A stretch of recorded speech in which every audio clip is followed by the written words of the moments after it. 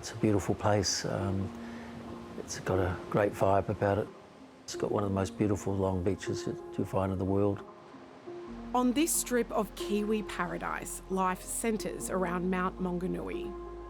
For a lot of people, a lot of Maori, that this is sacred, but this is our mountain as well. We love this mountain. It's spiritual. It's it belongs to us, and we belong to it.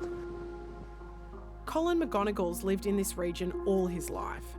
To walk around the mount with friends is a near daily ritual, and Thursday was no different. So it was 7:45, and my mates, there were 5 of us, we started to walk through the campground. I went to the top track and started walking along the back there by the cabins, and I filmed that with the water coming down, going, there's a lot of water coming off this mountain. A local state of emergency had been declared the day before as the North Island was battered by torrential rain. And then there was a father and his daughter sitting there. I got to chat to them, and he'd been in the tent and had been evacuated at 4 a.m. by a woman who said, get out, there's been a slip, and the slip had come just to the side of the tent. So it was moving. It was an active incident, but nobody was looking seriously at it. 90 minutes later, the side of the mountain came crashing down. The incident had happened exactly where I'd been standing. The wall had given out. It looked like a bomb. So I asked questions from people. Can you tell us, was there a father and was there a daughter about 14? Has anybody found them? And that's been on my mind right through since I saw them. For 2.5 days, rescue crews worked non-stop to try and find any survivors. Thankfully, overnight, he came on Facebook today and sent a message that he and his daughter had left just after we talked, decided to leave and go back to the Waikato, and that they were safe. So for me, that was a real relief. But by Saturday afternoon, the discovery of remains and deteriorating weather forced the devastating realisation that it was unlikely anyone had survived. That just deflated people, when you've got that bit of hope, while it's hard because you're waiting for information, actually knowing, it's a finality, and that was incredibly tough.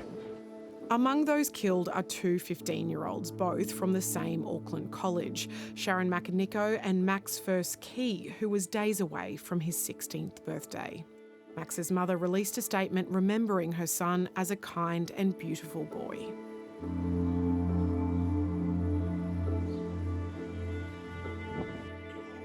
The local Tauranga Council opened a community centre where people could leave tributes and pay their respects. This is Himaimai Aroha. This is a place for the community to come and grieve, to come and be in solidarity with the families that have lost their loved ones. There's been an incredible outpouring of community support. Everybody needs to be fed, everybody needs workers, all the rescue team, they need strength and everything. Several inquiries have already been announced into the events leading up to the landslide. The nearest city, Tauranga, experienced its wettest day on record in the 24 hours before the disaster, and many are asking why there wasn't an order to evacuate the entire campsite. We want to review everything that has happened, and we want to be able to answer those questions publicly. This is the second time in 3 years that I've been to New Zealand to report on a catastrophic rain event. In early 2023, flooding from Cyclone Gabrielle hit the Hawke's Bay region, which is about a 3.5-hour drive south of here. The impact of that flood was unlike anything I've ever seen. Analysis that's been carried out since by Earth Sciences New Zealand found that that disaster caused more than 800,000 landslides, a tally which is believed to be among the worst ever recorded globally. The land use change in New Zealand has been so profound. Taken together, land use change and climate change, that's it just together they just decrease resilience to landslides and also flooding as well. In 2023, Tauranga City Council released a report into landslide risk in the area, but it excluded the mountain. Which is puzzling because it's the steepest slopes in the region. We had 80 landslides in 2011 when there was only 108 millimetres of rain in 24 hours. So it's a really landslide prone area, but it was excluded. The Mayor says all relevant matters leading up to the disaster will be considered in the Council's independent review. Today, the New Zealand government announced it's considering launching its own investigation as well. Thanks, Prime guys. Minister, are you confident that enough has been done to learn and enact the lessons of Cyclone Gabrielle? Well, yeah, I'm very proud. I can tell you that we're learning and have learnt and internalised and improved our operating processes on the back of every single event. But we also live in a really challenging landscape.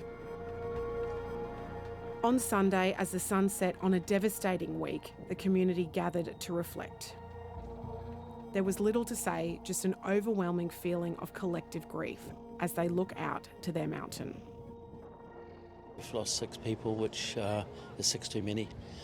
Remembering them tonight is a small part of, I think, embracing the family.